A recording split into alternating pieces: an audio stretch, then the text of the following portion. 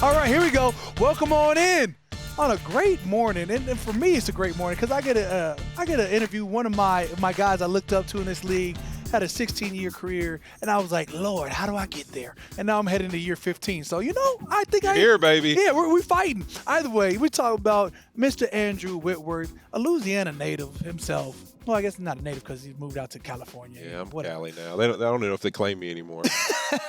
But, Louisiana's very own Super Bowl champ, 56, with the Los Angeles Rams, walk-off home running was what I call it. Win a Super Bowl, hey, I'm retired. Yeah, you've had a hell of a career. As a 4-time Pro Bowler, going to East-West Shrine game. Oh, Ooh, yeah. college. Yeah. I love when I get a little college things. Already, inducted to the Louisiana Sports Hall of Fame. Again, Louisiana's very own. We don't call it native, but Walter Payton, NFL Man of the Year, 2021, same year he won a Super Bowl. That was a good little week. Solid as they come. I appreciate you two tapping in with the podcast Off the Edge. Me, your host, and now my guy Andrew Whitworth. When I say I'm just excited for you to come in, I mean everybody knows you're a great guy, and the battles that we've had when you were at the Rams were fun. I'm just thinking, I actually got to play on your side, which you're a left tackle. I think That's right. one of the games at the Rams, I came over. I was given haven't seen work, and they're like, "Hey, we're locking up somebody." I was like, "All right, I'm going over there." They started running your way, and I was like, "I need that." Yeah, those are good days. Unfortunately, in the Coliseum, we were the I guess SoFi's been that way a little bit too. But unfortunately, in the Coliseum, we were always the away team, even though we were playing at home with the fans. That was rough. Silent count at home is it's a good way to just really take an ego, just cut it right now. How does that work? Because LA fans are there for the event. Well, yeah, I mean, it's L.A. Listen, I will say this. I always said this when I was playing. You want a lot of Rams fans there. I wish more showed up in some of those situations where we had a bigger fan base. But when you move the team to St. Louis and you move it all the way back, you've kind of done that to yourself a little bit. And let's be honest, if I was sitting there saying, hey, there's about 5 other things I can think of I'd want to do on a Sunday in L.A., then go to sit in a football game. So there's some pretty cool spots to go hang. There's not. I don't care what it is. If football is always king. I don't know. Clearly, I'm biased. I'm like, no, there's nothing I'd rather do than go watch football. No. I'll watch football. I'll just watch it from Malibu at the beach while somebody's, serving me lunch or something. That'd be great. Go to Nobu Malibu, go to Soho Malibu, watch it on the TV. I'll still watch it. I want the energy. When I see the energy, I want that. So but you've seen good old the New Orleans Superdome. There's unmatched energy. You can't watch that. You can't catch that energy from the TV set, sitting at the crib, being at a bar. It's not hitting the same. No, it's not. It's still one of the most epic moments of my life, winning the national championship at LSU in New Orleans, an hour away from Baton Rouge, was one of the coolest experiences ever. That felt like we were rock stars for the entire week because the whole freaking state of Louisiana was at the game. I could believe that. I was like, two things Louisiana going to do: support their Saints, and if Baton Rouge on up, support them Tigers. Yes, sir. And national championship. Yeah, I could imagine. Oh my, it was good. Yeah. Let's just say, we didn't have NIL then, but we weren't paying for much in New Orleans. Man, I can assure you that for sure. Look, I already knew. It's the SEC. Yeah, you ain't got to lie to me. I'd be like, I've been telling people for years. It's like NIL is just everybody catching up to SEC. Dude, everybody else. Yeah. Yeah, come on, stop it. But you've been a Pro Bowler. How do you compare that to Walter Payton NFL Man of the Year? I've been a nominee, I think 3 or 4 times now. But you winning that, in LA? Yeah, that was in LA. Yeah. That was a cool week. I mean, you think of being in the Super Bowl, and then also I'd been a nominee a bunch of times, but to be here in LA in a Super Bowl in our stadium, and then also be up for the award, and then to find out you won it was pretty crazy. Now, I will say that the fun part of that day is, you get told on Tuesday or Wednesday, hey, we want you to come to honors, blah, blah, blah. And that kind of means, well, man, I'm playing in the game and they really want me to come. I got to be in the final 3 or in the runnings or a finalist. Something's got to happen. Then it's like, all right, Cooper Kupp is going to win Offensive Player of the Year. Mm-hmm. So they had to tell him because he wouldn't go because he's playing in the game. So Cooper, he's got to go. So you two are going to travel together. So we adjust our practice schedule that day. So then I'm like, we got to be winning.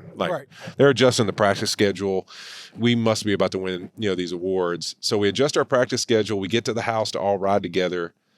somebody forgot to book the car service. Oh. So the only good part was that the police patrol that was going to guide us to the stadium, because I mean, like I told you earlier today, we're about 2 hours from SoFi Stadium. So the police patrol is going to guide us, shows up, and they're like, can y'all drive your cars? We're like, yeah, we'll drive. We're like, all right, let's do this. We load up the kids, the families, getting 2 cars.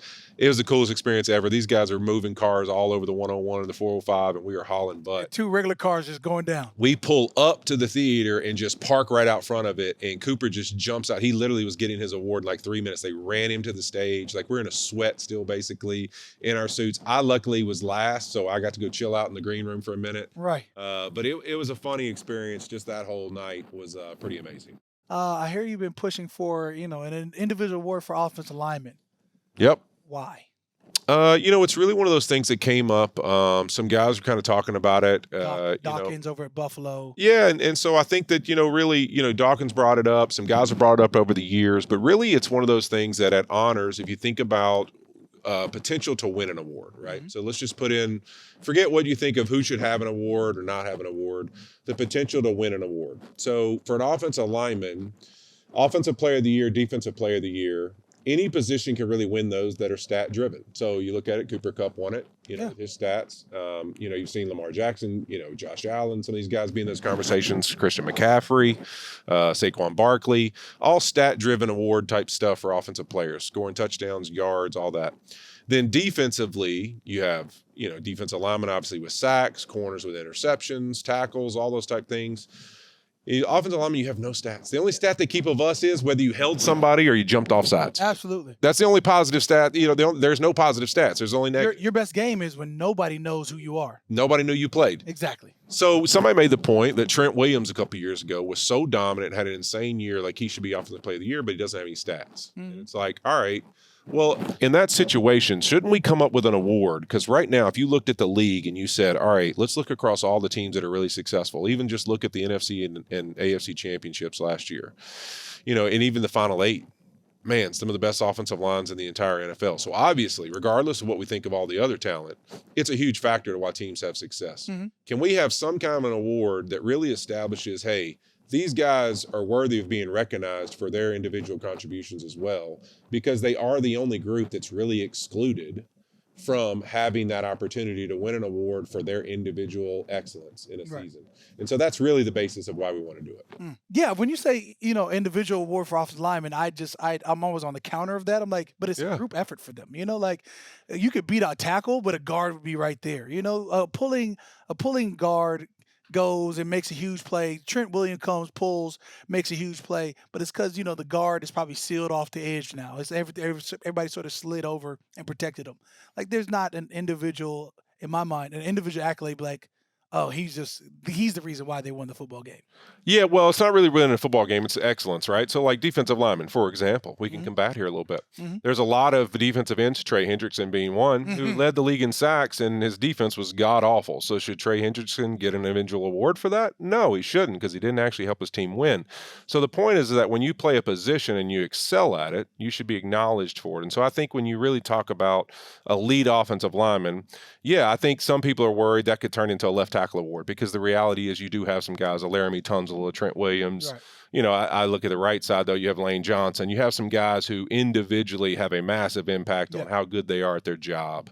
And it's going to be hard to say, all right, guards and centers, to your point, will they ever have the opportunity to win the award, really? Or are you really just making a tackle award, right? Absolutely. But, I think the argument to that is maybe Jason Kelce a couple of years ago, you would say that he was probably in that conversation to win that, and would be a guy who would definitely have won it at some point in his career, because he was a really effective player and really good. Quentin Nelson back in Indianapolis. Yeah, Quentin Nelson as a guard. I mean, there's some guys out there that have that potential. So I think it's really about establishing, not necessarily whether your team has success is a part of it, but let's just say that, if we want to say truest measure of performance is consistency over time, who are these guys who year in and year out, from a sack production, from a pressure production, from their contributions in the run game, from what they are and their team builds it around, they are that elite guy, and they are the guy that this offense stresses, because every offense is set up that way a little bit. There's a guy in that offensive line group that they go, hey, look, These other four, like, we're gonna kind of need to use 2 and 2 to help each other. But there's this one guy, like, you're gonna be all by yourself, right? So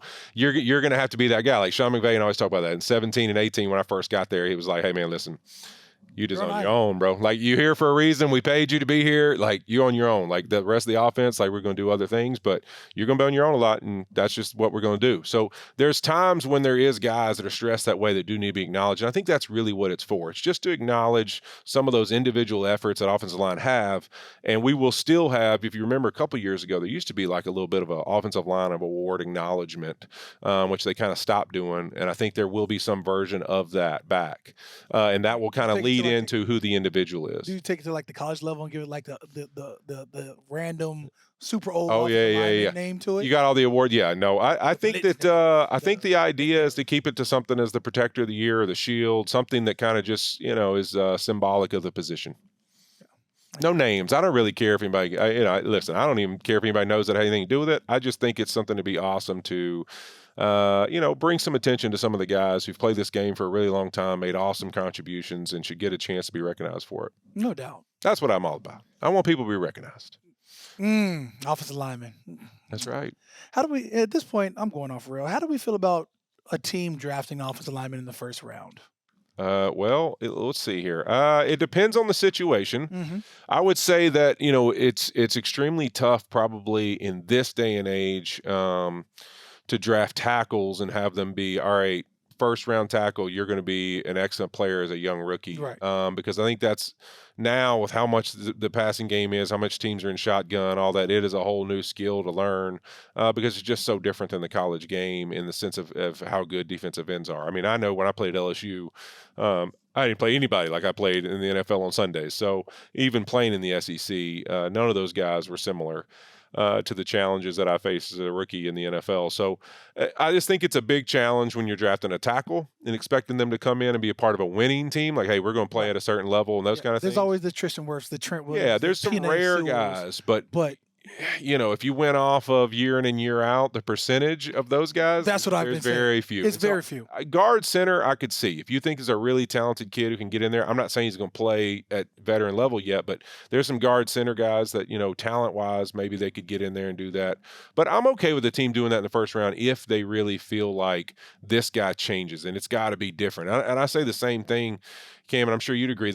I even think at end, right? Like the same thing. Like, if they're not really like, all right, tell me the specific situation where this guy is a difference maker, then that's when you really could say, all right, or what are we drafting him for? I think that's really the thing that matters the most to these teams is if it's free agency and I'm signing a defensive end or a tackle, or it's the draft and I'm going after one of those guys, is it for a long-term situation? Like, hey, in 2 years, we're going to need this guy to be something, or is it an immediate need? If it's immediate need, young offensive lineman in the first round is usually a challenge. Now, hey, Joe Alt last year I thought played really, really freaking good for a rookie, but still, it's going to be a challenge when you're drafting for an immediate need at offensive line, which I think is the case anywhere in the draft. Right. If you're drafting for immediate need of offensive lineman, it takes time. Yeah, I'm about as the fan in me, I'm like, give me a splash player, and the defensive line in me, I'm like, how many actually work out? And once I knew those stats, I was like, now we're just wasting picks here. I'm like, what do we?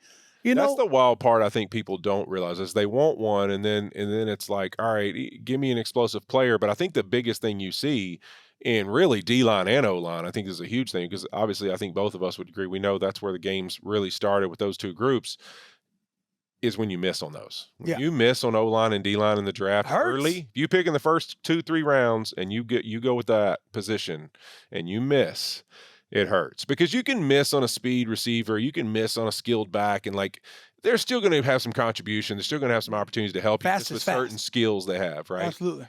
But when you miss on linemen, man, that can't get out there and play, or they play and they're bad, right? Your 2 years in, and you just buried them into the depth chart. You're in a lot of trouble. Trying to ship them off, and I'm like, come on, that's your first round, that's your second round, it's impressive. Like, why would you draft him then? You better get that right. I want a guy drafting the draft room that knows O-line, D-line. That's for sure. Whoo. And the right coach to develop them. Yep. Is super important, especially with young guys in the trenches. Like wide receiver, I think, like if he's fast, he's fast. If he's a route technician in college, you know what you're getting. Yep. defensive line, like you can teach technique. Offensive line, you for sure can teach technique. You set them up with a vet that Yeah, knows how to teacher change up the matters. sets. Yeah, Yep. absolutely. Um, what is your stance on the Packers' proposal to ban the tush push? Why is everybody so against it? Yeah, I don't really. It's one of those that I just don't even think about. I mean, I honestly don't even think of the play. I don't. It's one of those I don't even understand the idea to ban it. I get that like some people are like, hey, it doesn't look like a normal football player that we're used to. Some of those type things. And then when you get into like competitive advantages and that kind of stuff, it's like, all right, well, you took away that right on field goal, even though that doesn't count as a regular play. Like we're defensive, linemen. I remember when I got in the league, it's Ray Lewis pushing Haloti Nagata on a field goal or an extra point, and you're just, put your cleats in the ground and get prepared for the back of your helmet to hit the turf. But it's like, hey, it wasn't fun, but you just held on for dear life and got the kickoff. But they took that rule out. And Mhm. so, but that doesn't pertain to, down in and down out in the NFL. It's a special teams play. But to me, it's like, why would you take that one out from a health and safety standpoint and not take the tush push? That kind of seems like it's the same idea. You Um, know why? but I think that the truth is they're really good at the play and nobody else is. And so teams want it out. I But say I don't think there's a real reason they for that. they being the Philadelphia Eagles. The Philadelphia Eagles are really good at it. Really And good that's at it. it. It don't and it, but it only works with Jalen Hurts. I've tried to tell people, I was like, look, I've seen it. I've seen, the Yeah. Philadelphia Eagles do it with a quarterback not named Jalen Hurts, and it did not work out. Yeah. So I You mean know, that's what I mean. I don't know. I think it's silly to get rid of it. I really do. I think we're wasting our time just with something that is a play that a team's really good at. And if another team could get those specific guys all lined up and run the play well, they'd want they it in. would Right. absolutely. If you don't like it, get them out of that 3rd and 1 situation, 4th and 1. But that's that. Uh, uh, I hear you talk about you got a group of guys that do what, like 6 a.m. workouts. Yeah. It's Sean McVay. What does that do with your relationship on off the field? Yeah, it's been cool. Sean and I this off season kind of started training together in the mornings throughout the week, early in the morning, sometimes 5:30. 6 kind of depends on when his morning meetings start. But yeah, I have a gym out here in LA that Cooper Cup, myself, a guy named Ryan Sorensen is our trainer, and some other families kind of just went in together and started our own little private spot where we wanted to train at. We were during COVID, it kind of started from COVID. We had all basically, Ryan had trained all of us. He used to be one of the top guys at Proactive, and he left and kind of did his own deal. He was training people in their garages. So we had all, like, because of COVID, built like these garage gyms. Everybody had them, all the players. And, at one time we were kicked out of our facilities for a while. And so we all kind of built our own spots. And then Christian Yelich, baseball player for the Brewers, also trained with Ryan. And so he had his own spot. And we were sitting there, we're like, man, like, I'm ready to get out of my garage working out. And it was like, it's been long enough. Christian's got all this equipment, Coop's got all this equipment, I got all this equipment. It's like, dude, why don't we just get a place together and put all this in here? It's gonna be the best weight room in the area because we got everything. Like we've all had plenty of money to buy lots of equipment. So we put it all together and got ourselves a spot. And Ryan trains all his clients there. It's called the Village ATG, and it's awesome. I named it that because it's kind of those village of people that have been a part of my whole career, and it's fun. It's cool that we opened a year ago, Hmm. and it's already become like Sean trains there, which obviously was a massive part of my career, like Cooper and Puka and Tyler Higbee and Xavier and Rob Havenstein and a lot of the O-line now come in there and train with Ryan, and and then still the circle of families that we did it with. So it really is like our village of people that we've kind of gotten to know and live with in LA, that are all still in there. And so it's been really fun, man. It's a good opportunity for me as an old head that's out of the game now to be sitting on my treadmill doing my little incline Also, walks. are you partaking in the workouts? Oh, I work out in the mornings with Sean. We get after it. I'm already getting injured. I had the head trainer of the Rams called me the other day. He goes, hey, listen, we got to talk. I go, what's up? He goes, man, you are 43. You played 17,000 snaps in the NFL. You've called me more now retired than I talked to you when you played with injuries. Like, what are we doing? Like, let's stop. Let's go play golf. Kids are Like, teenagers, man. I'm walk getting on the strong. treadmill. I'm like, listen, I got a daughter about to be a freshman in high school. I'm getting ready for war. You know what I mean? Like, listen, I hope we're going back to barbarian days. Yeah. All right, I'm trying to be ready right now.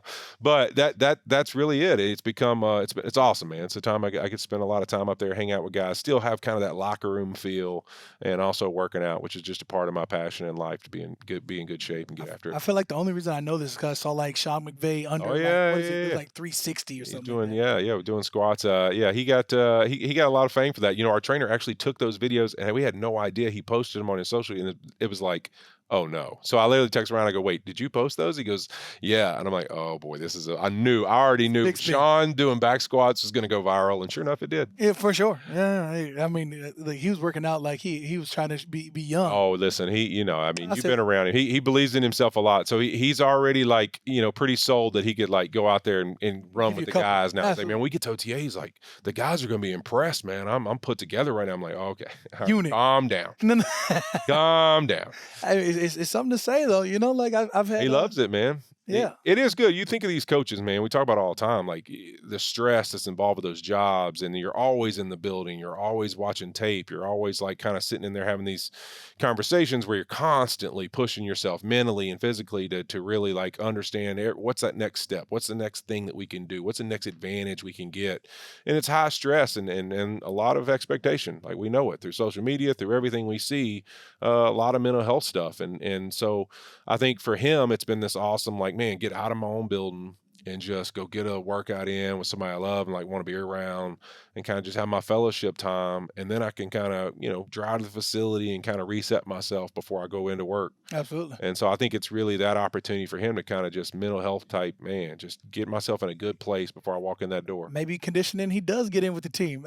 He might. Hey, it's a Listen, positive. he's feeling good. He's running on the tread. He's trying to hit his top speeds. Ooh. He thinks he can. Y'all got a right shred now. meal? He's gonna get in there, and I think he's gonna try to run some routes with receivers. I'm gonna guess. That's gonna be my guess because Okay, I think he feels like he's moving right now. I'm just saying. Look, I remember one year Sean Payton got in like super fit shape, and like we was doing some CrossFit. CrossFit Oh yeah, he used to be a big conditioning. CrossFit guy. Yeah, and he knocked it out with the team, and I was like, as many guys as was griping, I was like, bro, you can't let this old man beat you. Man, you get beat by the head coach. Whew. Right. But I was like, granted, he's been doing this. He's been training for this one situation. But that's amazing, bro. I see a trailer for episode 1 of the Training at the Village came out recently. So Yeah. I was like, this is a production. Yeah, so Coop and Puka and them have had a guy kind of doing content on their workouts. The receivers, man, they're good at that stuff. So they've been doing that for a while, and he came to me and was like, man, can I make kind of a little episode of basically Cooper and Puka and, with Cooper leaving and going to Seattle. And he's like, I'd love to kind of document, their training together and then before he leaves. And so he was able to put that together. And then, he showed a little short of it the other day of Cooper's last day in the gym, which was tough, man. I mean, we've played long enough. I was like, not at the Village. Man, it's both of us have played long enough where you get those moments where there's those guys that leave or go somewhere else or career ends, and you're like, man, that one hurt a little bit. And so Coop, obviously, just he came here as a rookie in 2017 when I came in free agency, so I've kind of been with him since he got there. His impact, the man he is, the way he does things is so rare and so special. So to kind of see the emotions of him, knowing this is kind of his last day because he's kind of going up to Seattle to make that his home and get ready to play for the Seahawks. It was an emotional day, but also like a rush of all the good memories. I mean, Matthew Stafford came up and watched it too, watched his workout. Me and him watched him work out and then got to fellowship with him after. And it's just like to talk about all the good times and some of the good emotions and fun times off the field. I think sometimes people only think of like football, but we're thinking the breakfast or the dinners we went to or just different moments where funny stuff's happened. It was good to kind of sit and just have a moment about some of that.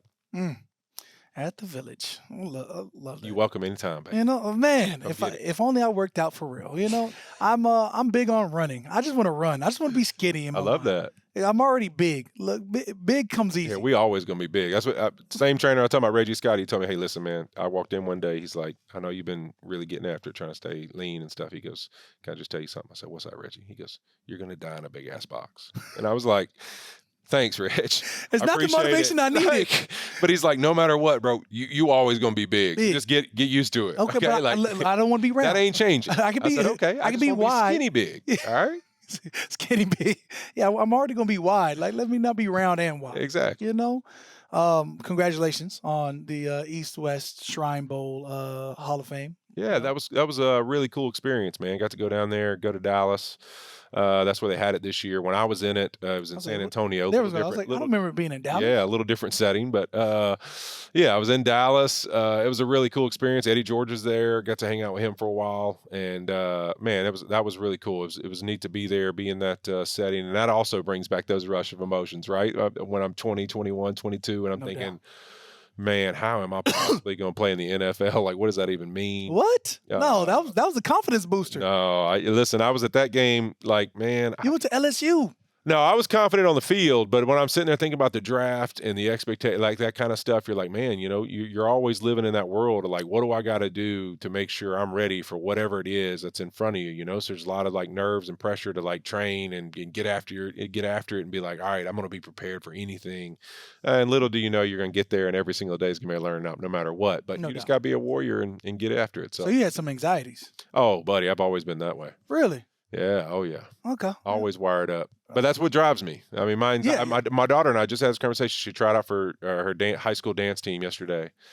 And I just had this conversation where I go, hey, you've been nerved up, but you've been practicing like, literally 3-4 hours, 3 nights a week. Like you're exhausted. You're having to get therapy and stuff because your ankles and your feet are so messed up for so much dancing.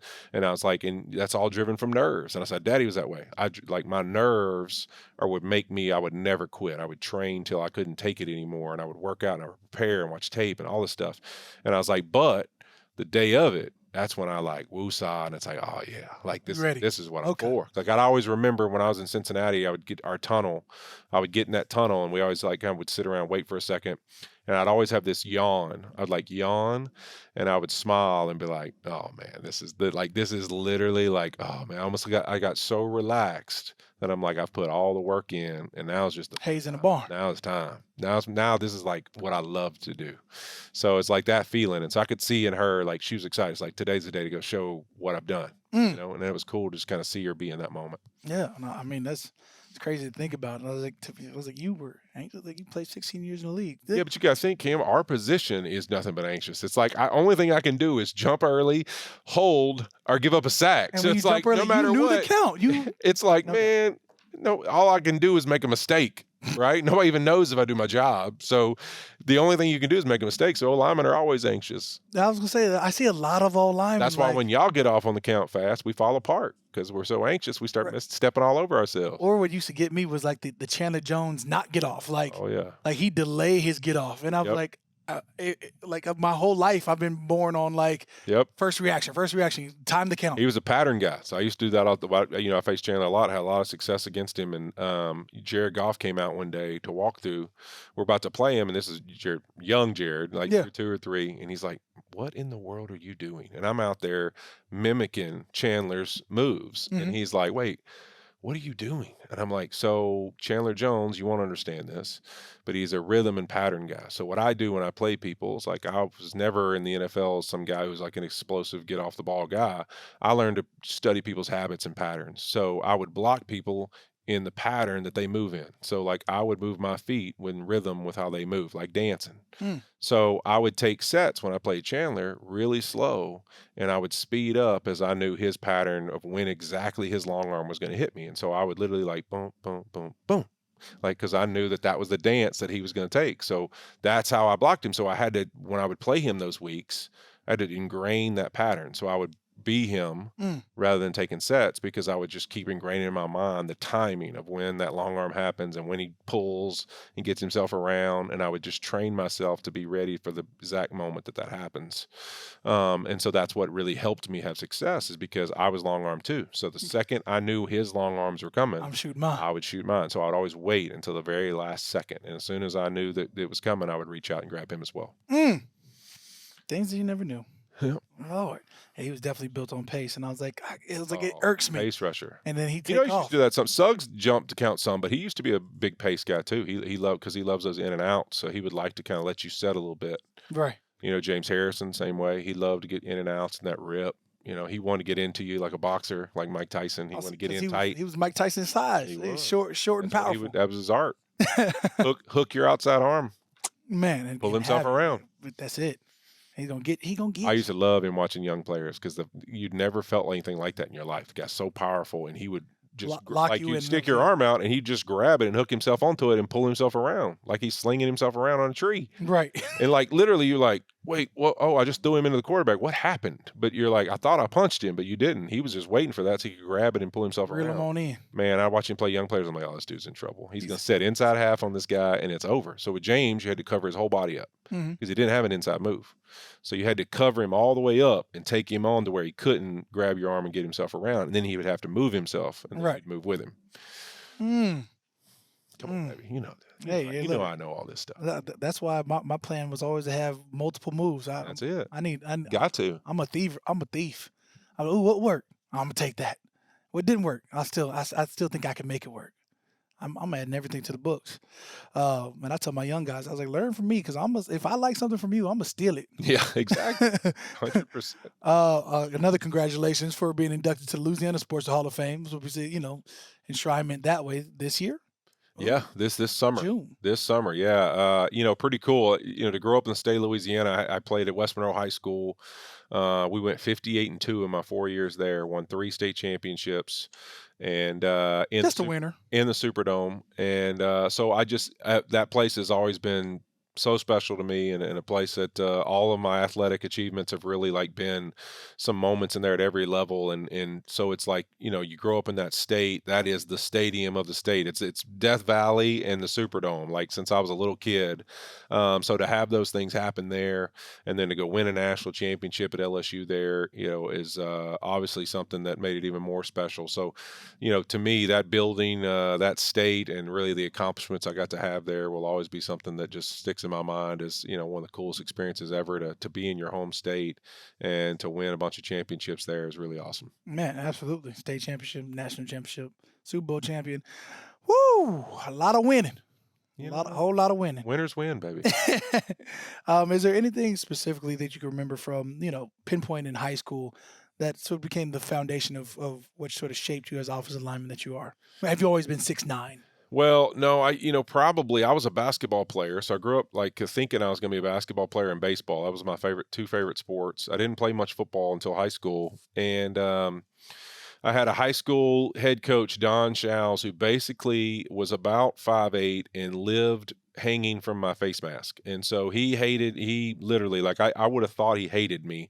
But that was his way of coaching, was that he saw a lot of talent in me. And I was this big basketball player who he thought he could turn into a football player.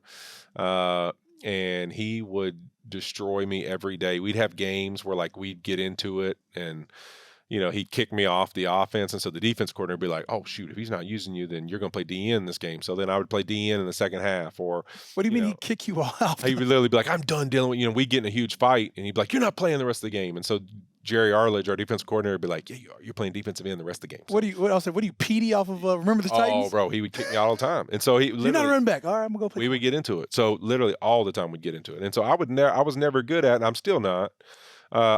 Listen, in coaching, you can coach me. You can coach me as hard as you want to. We can correct anything. But I tell young guys this all the time, and I still believe it. I'm a man before I'm anything else. So when that tone gets past coaching and it becomes you talking to me oh, you saying man versus man right now, then let's go find out. I used to always say, we had Mike Zimmer when I was in Cincinnati, and Zim loved to get after people. Yeah. And I'd always walk by Zim. I'd be like, hey, you better be glad I didn't play defense. And he'd be like, why you say that? I say, you talk to me like that, we'd be walking outside to find out. He's like, you tell me I'm something, or I'm not this, or blah, blah, blah. All right, listen, I'm fine with that. You can say it. Let's go outside and find out if I am, though. Right? Sticks and stones, man. Sticks and stones. No, I don't do all that. I love the fire brimstone. You can correct me. You can challenge me. You can come after me all you want. Don't talk man to man with me you something I'm not. That ain't gonna fly with me. That only affected me as I became a man. But in high school, when I tell you, I don't think I knew that about myself. Yeah, I didn't find that out early. But I realized, wow, okay, I don't handle that well. And then I got to college though, and I played under Nick Saban. I mean, Nick get after you every day. But what I realized is see, that's the thing. People say that about Nick. Nick's not some hard coach to play for. He's a standard guy. There's a standard every day. And if you appreciate the fact that no matter what, that standard exists, and he is going to hold you to it, and he is never backing down from that standard. And no matter who. He doesn't care who it is. Coaches, administrators. I've watched him destroy Skip Burtman when he was the AD, and he won 8 national championships as a baseball coach and became the AD, oh, man, we're going to let him ride it out as the athletic director. I've seen him destroy him. Nick would go after anybody. if it didn't match the standard or what he thought we were supposed to be doing about something. And so I got along great with Nick because he'd be like, man, I love the fact that like you challenge, like I'm a standard guy. So like I would challenge you at every, like, hey coach, I thought you said this was the standard. Like, Right. I'll challenge you too, right? And so we got along great, but I didn't know that about myself till I got to college. And then it's like strength coach Tommy Moffitt's like taking you out there 110s, like we're going to run them until you guys stop whining, or we're going to do blah, blah, blah. And I started to realize like, I love this. Like the more you get after me and say, oh man, we'll keep running or we'll do this, like I'm smiling. I'm not getting mad. Yeah. I'm like, all right, try me. Like I'm built for this. I'm built for this. So Yeah. like, that's when I started to realize like, that's where that came from. Yeah. I let it roll off my back. And there ain't no way you affected me. Unless you affect my playing time, you're not bothering me. And now you might bother me, yeah. But other than that, man, whew. Anyways, all right, last question. Looking around at Twitter, I saw that you and Fitz got into a little beef, about your stance on guys who dye their beards. Oh yeah. Yeah, Uh-huh. so Fitz called me out. We have our podcast together. We have a lot of fun, but he had one of those situations where he's known me forever. We played together in 2008, in 2007 in Cincinnati, and so he's known me forever. Well, he knew that earlier in my career, when I first started going gray, I was dyeing my beard, and so he's had these. Unfortunately, Fitz is one of those people as a teammate, Ryan Fitzpatrick. There's certain teammates you don't give information to. And I had sent him some funny pictures of my dyed beards.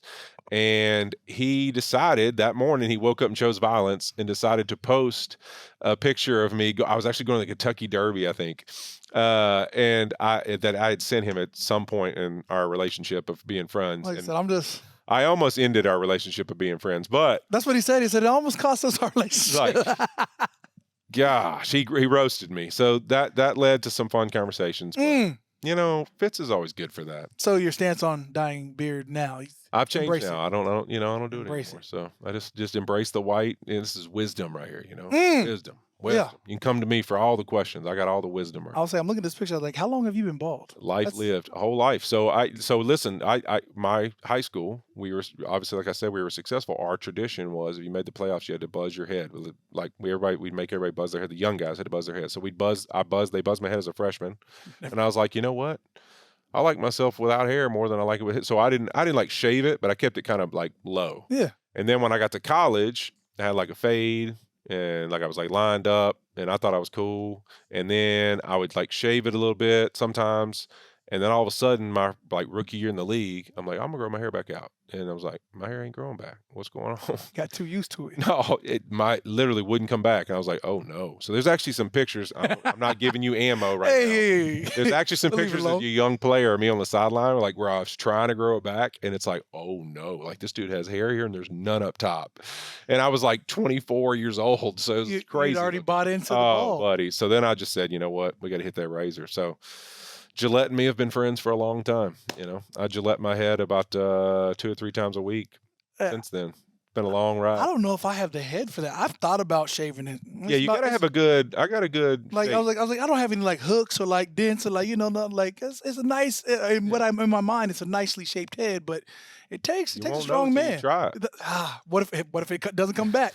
I tried. I'm like, this ain't for me, and then it doesn't. And then it That's is what me. you got to worry about. Then I've got to fly to Turkey, and I'm okay with it. I will pay for it. I'm fine. No, hey, listen, the guys that have done that, I wouldn't do it at this point because I've had a bald head too long. People would be like, "Wait, he definitely went and did that." Now you got to swoop. But the guys that go do it, I totally get it. Yeah, I get it. I'm nervous about it, but I love my hairline now. I've definitely sat around and thought about it. I don't think I would do it, but I thought about it. Man, maybe when daughters get married, just come in with Yeah. the full head of. She might hit me and be like, "Hey, Dad, you're gonna need to have some hair for my wedding." But if she does that, that'd break my heart, and I definitely would fly to Turkey and do it. So at that I said, baby girls know how to break you.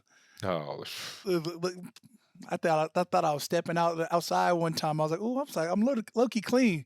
Baby girl hit me, Daddy, that shirt's tight. I said, off-season cam. And time to go put on my 3Xer. Yeah. Anyways, well, I appreciate you tapping in with the Yeah, man, podcast, of course, big fella. I appreciate you every time. Appreciate Just a consummate pro.